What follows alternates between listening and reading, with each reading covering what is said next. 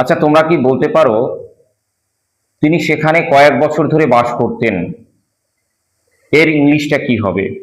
আবার তোমরা কি এটা বলতে পারো আমি আমার বন্ধুর সাথে নদীর ধারে একটা মাঠে খেলতাম, এর ইংলিশটা কি হবে? তো তৈরি করতে পারলে না? এগুলোকে বলা হয় হ্যাবিচুয়াল পাস্ট, অভ্যাসগত অতীত। The action or states that occurred repeatedly or frequently in the past but are no longer happening, কিন্তু এখন আর ঘটছে না। আগে প্রায়শই ঘটতো কিন্তু এখন আর ঘটে না। এই ধরনের কোনো যদি ভার্ব আমরা বুঝি, কোনো অ্যাকশন বুঝি অথবা স্টেট বুঝি, তাকেই বলা হয় হ্যাবিচুয়াল পাস্ট। বেঙ্গলিতে বলা হয় অভ্যাসগত অতীত। আজকে এই হ্যাবিচুয়াল পাস্টের এ টু জেড আমি তোমাদের সামনে তুলে ধরবো। এই হ্যাবিচুয়াল পাস্টের ফরমেশন এখনো যারা শিখে উঠতে পারোনি বা শেখোনি, আজকের ভিডিওটি তাদের জন্য। তাহলে শুরু করা যাক।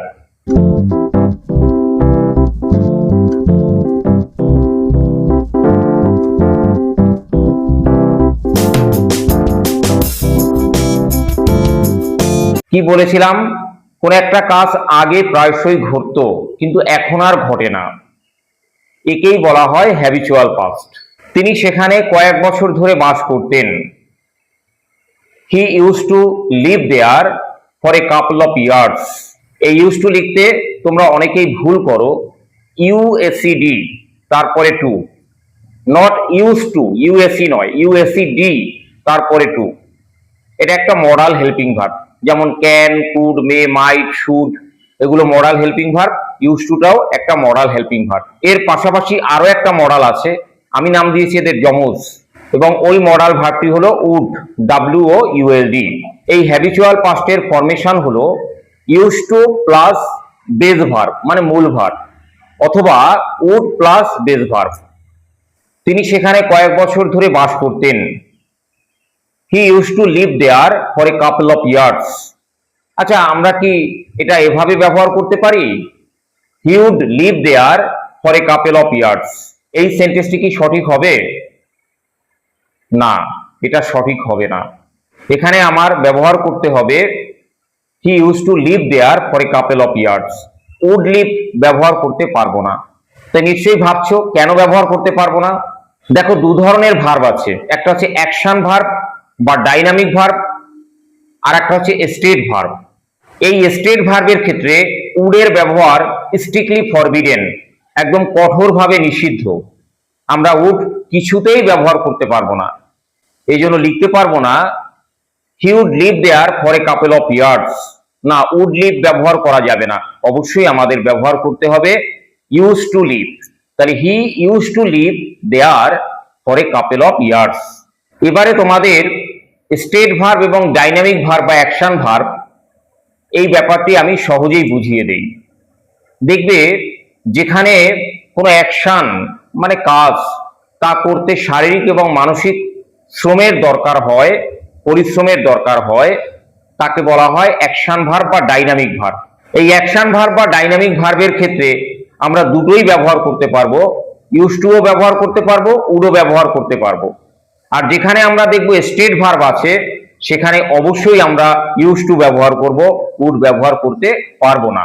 ডাইনামিক ভার্ব বা অ্যাকশন ভার্ব, যেমন আমি অনেক রাত পর্যন্ত পড়াশোনা করতাম, মানে আগে করতাম, এখন আর করি না। এখানে আমি বলবো I use to study late at night, অথবা I would study late at night. এখানে ইউজ টু বা উড দুটোই ব্যবহার করা যাবে, যেহেতু এটা অ্যাকশন এবং ডাইনামিক ভার্ব। দেখো, স্টাডি করা, পড়াশুনো করা, এটা মেন্টাল অ্যাবিলিটির মাধ্যমে আমাদের করতে হয়, অতএব এটি অ্যাকশন ভার্ব বা ডাইনামিক ভার্ব। এক্ষেত্রে আমরা উড এবং ইউজ টু দুটোই ব্যবহার করতে পারবো। এর পাশাপাশি একটা মজার ব্যাপার আমি তোমাদের সামনে তুলে ধরতে যাচ্ছি। আমি স্ক্রিনে ফিরে যাচ্ছি, তোমরা সবাই মন দিয়ে শুনতে থাকো। দেখো, আমি লিখেছি when I was in college, মানে যখন আমি কলেজে পড়তাম।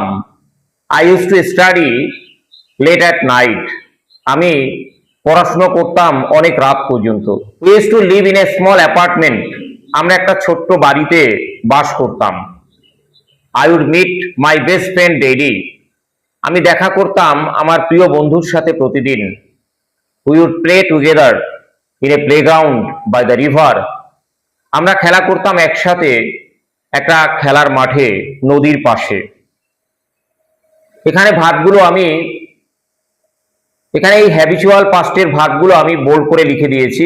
দেখো, প্রথমে আছে ইউজ টু স্টাডি, তারপরে আছে ইউজ টু লিভ, তারপরে আছে উড মিট, তারপরে আছে উড প্লে। এখন বিষয়টি আমরা আবার একটু খতিয়ে দেখি। দেখো, লিখেছি I use to study late at night. এই ইউজ টু স্টাডির জায়গায় উড স্টাডি কি লিখতে পারতাম? অবশ্যই পারতাম, কারণ এটা হচ্ছে ডাইনামিক বা অ্যাকশন ভার্ব। অনেক রাত অবধি পড়াশুনো করতাম। এই পড়াশুনো করা এটা মানসিক পরিশ্রম, অতএব এখানে উড স্টাডি এটাও লেখা যেত। তারপর দেখো, we use to live in a small apartment. আমরা একটা ছোট্ট বাড়িতে বাস করতাম। ইউজ টু লিভ, এখানে কি উড লিভ লিখতে পারতাম? না, এখানে উড লিভ লেখা যেত না, কারণ এই বাস করা এটা একটা স্টেট ভার্ব, অবস্থা বোঝায়। কখনো এই বাস করা ব্যাপারটা এখানে কোনো পরিশ্রমের ব্যাপার নয়। তো এটা একটা স্টেট ভার্ব, এই লিভ, বাস করা, অতএব উড লিভ এখানে ব্যবহার করা মোটেই যাবে না। তারপরে দেখো, I would meet my best friend daily. আমি দেখা করতাম আমার প্রিয় বন্ধুর সাথে প্রতিদিন।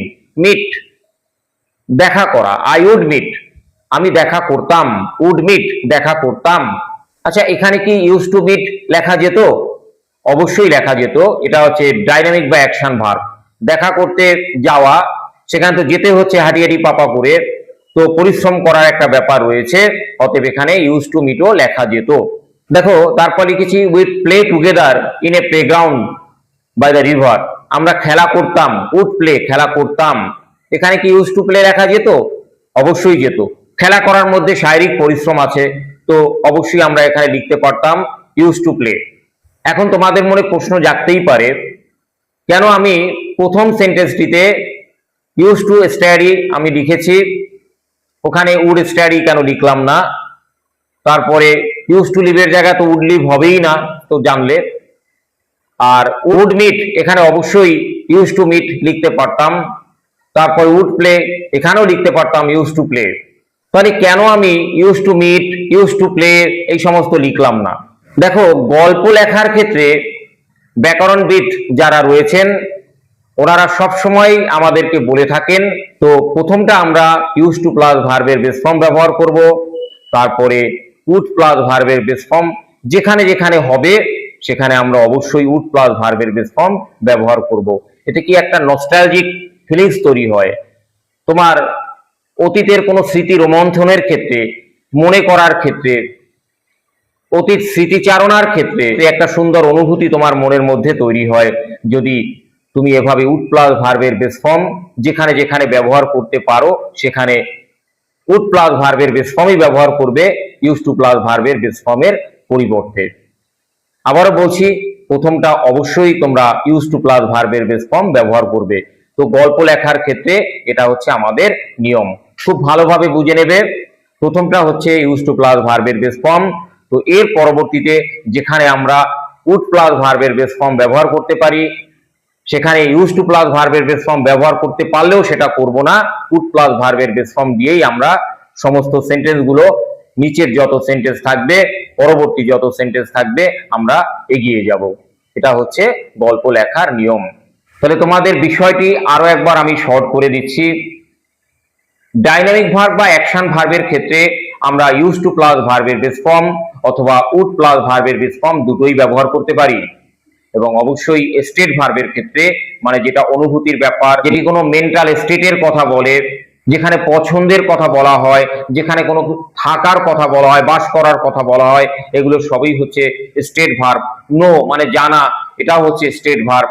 স্টেট ভার্বের ক্ষেত্রে অবশ্যই ইউজ টু প্লাস ভার্বের বেস ফর্ম ব্যবহার করতে হবে, উড কখনোই ব্যবহার করা যাবে না।